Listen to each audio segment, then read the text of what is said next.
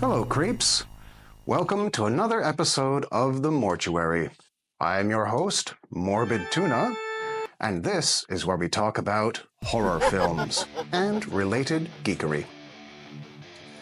Here on today's episode of The Mortuary with Morbid Tuna, Slaxx. This film was one I was not even aware of, and one of my Instagram followers suggested it. I took a look at it, and I was quite impressed. Like I said, I had never heard of it before, but this one I found very enjoyable. The basic story is, please hear me out. The employees of a retail store are stuck in the store overnight with a killer pair of jeans. Yes, you heard me right.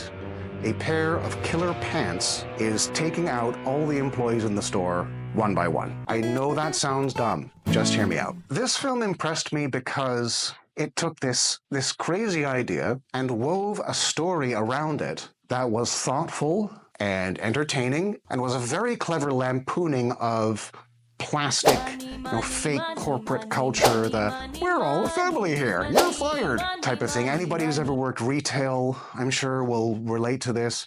The store that it takes place in is a very trendy clothing store. The store manager is your stereotypical corporate ladder climbing, fake smile, buzzword spewing, annoying as hell boss. His employees secretly call him the Robot King. The employees just below him are very jaded, and they know how to talk the talk. They can smile and be pleasant to the store patrons and spew all the little lines they're supposed to spew. As soon as the patrons are out of sight, you can see them just be like, oh, I'm glad that's over. The company has all these empty slogans on the wall, using buzzwords on all their advertising, talking about being eco-friendly and sustainable and fair trade and sweatshop free and blah, blah, blah. All those little box checking, you can tell how fake and plastic it all is, which is, like I say, a very good mockery of the corporate culture, the consumerist culture that these type of stores thrives on. The brilliance of this film is how on point it is at mocking consumerist culture. The empty slogans,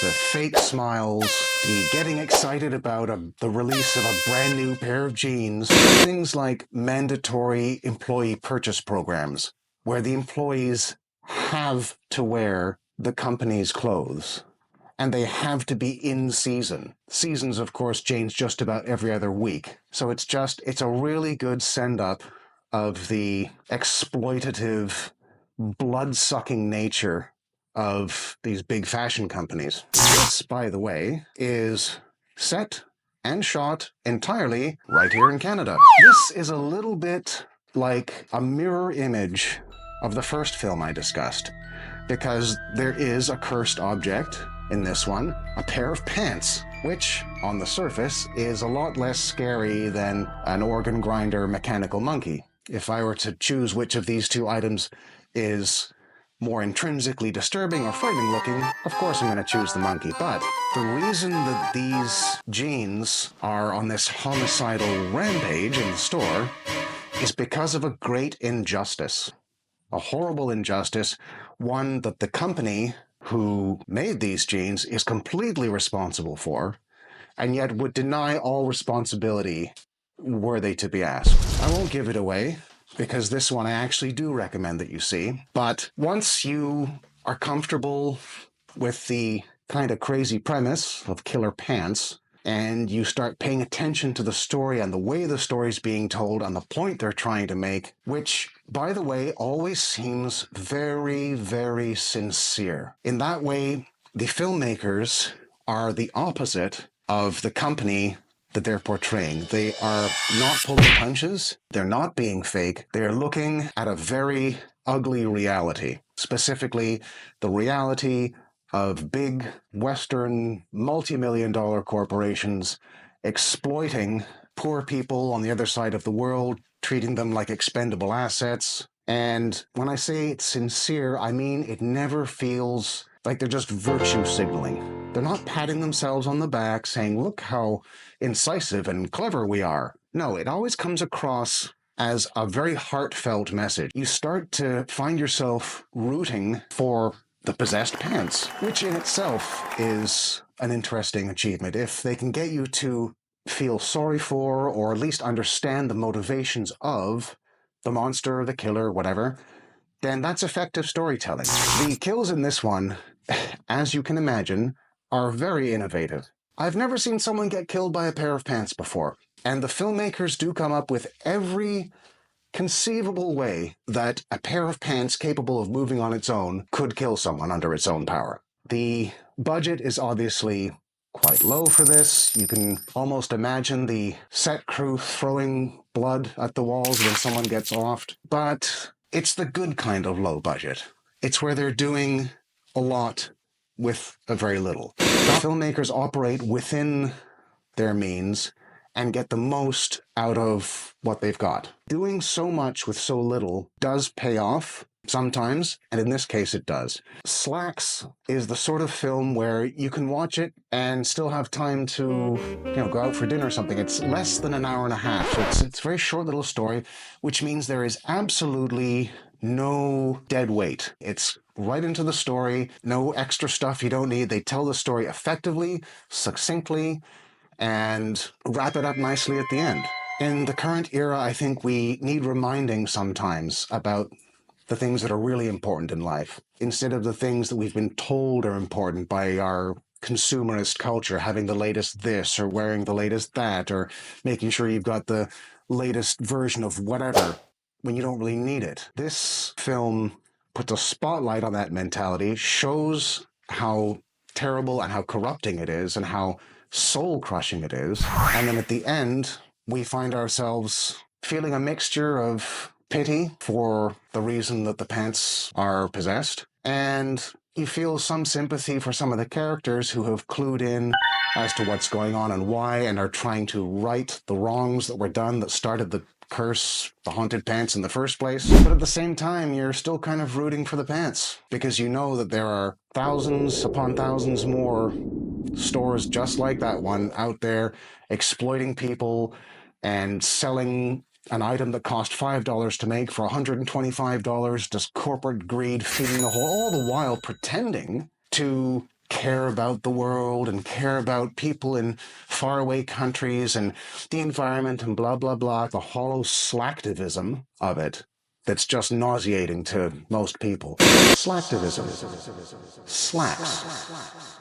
The writing of this film is good. The dialogue is very tuned in to that corporate speak. They make up different terms, different buzz terms. Different parts of the store, for example, are referred to as ecosystems. While that makes you roll your eyes, it's also believable. By all means, if anyone knows of any actual stores that actually do that, please mention so in the comments. Speaking of the comments, I'm going to put some spoilers down there, like just below the video and above the comments. So this is your warning. If you don't want any spoilers, don't look at that section. So this is your warning. If you don't want spoilers, don't look there. That's where the spoilers are. You've been warned. To contrast the plastic corporate speak, the dialogue between the characters seems quite natural. The main character is the brand new employee who's just starting. This is her first day. Going into it with this bright-eyed, enthusiastic, keener sort of attitude, you see the disillusionment happening. You can see this woman's illusions just melting away as she sees how this company really works. And she sees what all the buzzwords really mean, what the attitude of the place actually is behind this perfect little mask that they've constructed for themselves. You can see her growing more and more angry in the end at the injustice which has caused this pair of killer pants to start running around knocking people off. So her character arc really is the prime part of the plot. She's very young, it's probably her first job, and she's just all gung-ho about it, and we see her come into the film with that attitude, go through a whole long sequence of terrifying events which lead to revelations for her. By the end of the film, she is probably completely a different person from when she started, which is a mark of a good film as well. If we see a character develop, grow, change, become wiser, and she is definitely a heck of a lot wiser at the end than she was at the beginning. So, in sum, I would say that Slaxx is well written, well acted, well paced. The cinematography is good. It's got that crypto realism to it. I don't mean found footage, no handheld stuff. It's shot in a standard way, but I like the color palette, the filters. It's very down to earth. There's nothing surreal or dreamlike about it. The pacing is good. It's very trim. There's no extra dead weight, nothing. And you don't feel as though it's been rushed at all. The story's been told, and that's it. They don't pat themselves on the back. They don't get to pontificating at all. Well, I've said the message of this movie is very, very strong. It never feels preachy, never feels as though it itself is virtue signaling. It's just making fun of virtue signaling. So overall, impressive. It's not a classic. It's not the sort of thing I'd watch 100 times over like some other horror films, but entertaining, smart, and homegrown. You gotta cheer for that. Therefore, I'm going to give Slaxx 4.5 dead tunas out of 5. Well, everybody, that does it for another episode of The Mortuary with Morbid Tuna. Thank you so much for stopping by. And remember, if you like my videos, click the like button, click the subscribe button, and tell all your friends, tell all your horror-loving friends to come on by The Mortuary and listen to this weirdo talk about horror movies and related stuff ad nauseam. So stay tuned for my next review coming at you in a couple of weeks, right here on The Mortuary. I am your host, Morbid Tuna, saying, slash you later.